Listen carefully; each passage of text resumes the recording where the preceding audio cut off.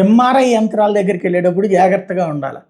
దానికి అయస్కాంత శక్తి ఎక్కువ ఉంటుంది. మామూలుగా అన్ని ఒంటి మీద చివరికి ఏది పెట్టుకోవడానికి వీల్లేదంటారు. చెవులయ్యి, చేతులకి, గాజుల దగ్గర నుంచి అన్నీ తీపిచ్చేస్తారు. ఎందుకంటే ఏ మెటల్ అయినా సరే, అది ఐరన్ అని కాదు, వెండని కాదు, బంగారు, ప్రతి మెటల్ని అది లాగేస్తుంది. ఇట్లాంటి ఇన్సిడెంట్తో ఒక మనిషి చనిపోయిన సంఘటన ఇప్పుడు సంచలనం సృష్టిస్తుంది. అమెరికాలో న్యూయార్క్లో ఒక వ్యక్తి ఎంఆర్ఐ యంత్రంలో చిక్కుని మరణించాడు. భార్యకి ఎంఆర్ఐ తీస్తుండగా లోపలికి వెళ్ళిన 61 ఏళ్ల వ్యక్తిని యంత్రం లాగేసింది. మెడలో ఉన్న చైన్ దీనికి కారణం. బుధవారం నాసా ఓపెన్ ఎంఆర్ఐ కేంద్రంలో ఈ ఘటన చోటు చేసుకుంది. యంత్రానికి ఉన్న బలమైన అయస్కాంతం ఆ వ్యక్తి మెడలోని గొలుసులు లాగేసి దీంతో ఆయన అందులో పడిపోయారు. చికిత్స పొందుతూ గురువారం మరణించారు. చనిపోయిన వ్యక్తి పేరును పోలీసులు వెల్లడించలేదు.